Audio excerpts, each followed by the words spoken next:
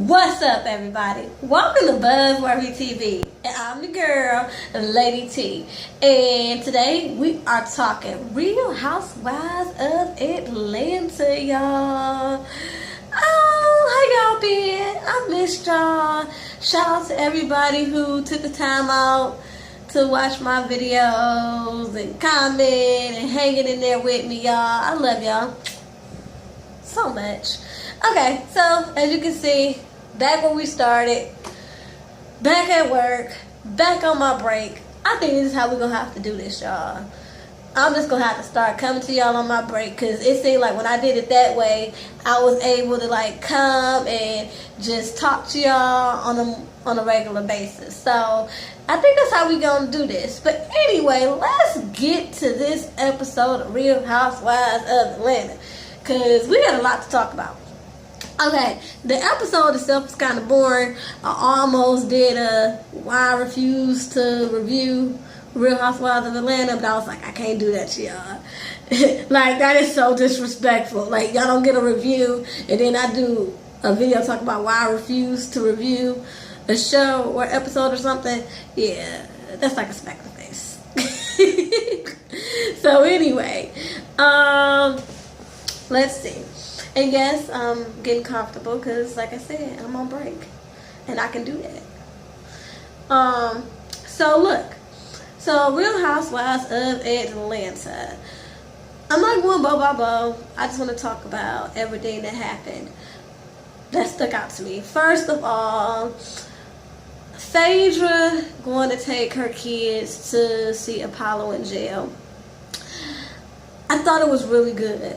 I mean, like I said, the episode itself was really boring, but she really tapped into the story of the single mother who has to deal with, her children's father in jail, and it's a story that unfortunately a lot of women have to deal with. So, props to Phaedra for allowing the cameras to capture that moment. It's a very vulnerable moment, a very serious moment, or whatever. And we can say whatever we want to say about Phaedra and how she ain't innocent in it. She ain't as dumb as she planned to be. Like, she's not as naive as she's coming off or whatever. Regardless, she still is a mother of two young boys that has to deal with, the father being incarcerated. So, for that, she does have my sympathies. Okay. So, that was really touching. This thing with Kenya and Matt. I like them together, y'all. I really do. I think for the first time, we seeing Kenya with somebody that really likes her. Like, any other time, to me, it just didn't seem like it had no chemistry. Like, her and Walter and the other guy, whoever his name was, they didn't seem like they had any chemistry to me.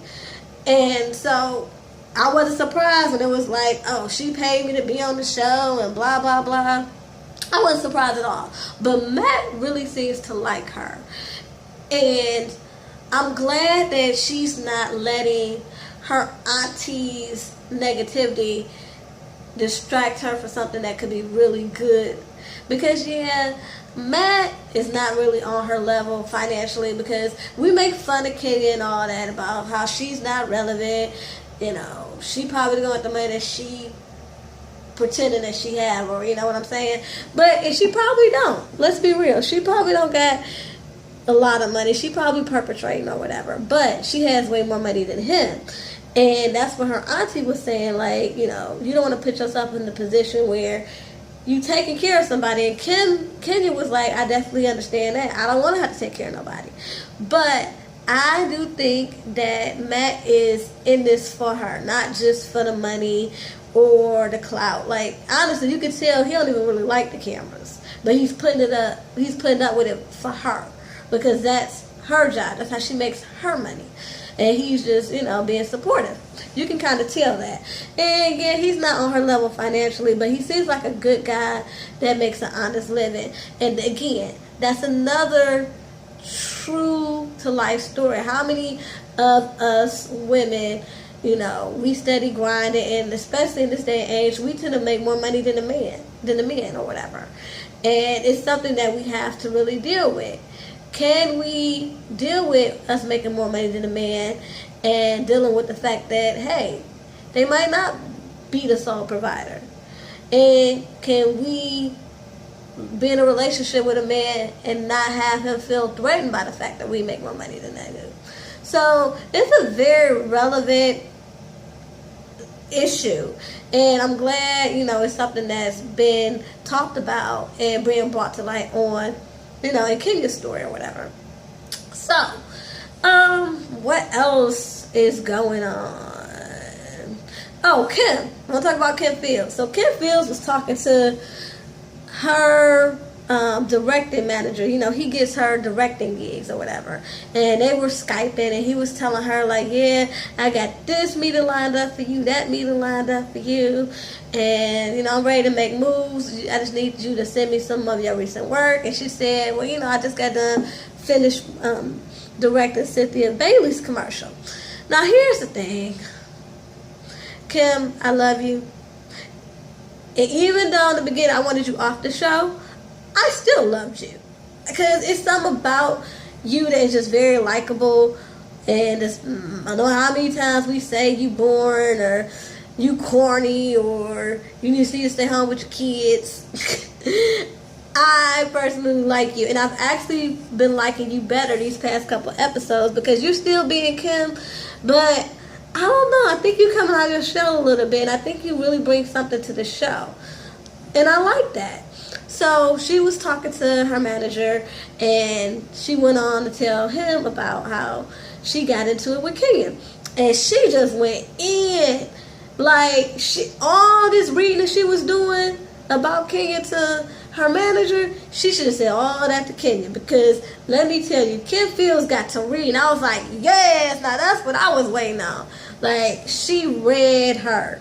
And everything she said was true. She didn't even, look, and the brilliant part of it was she didn't even attack her personally. She just attacked all her professional stuff, which is cool. That's how you handle it, grown woman style.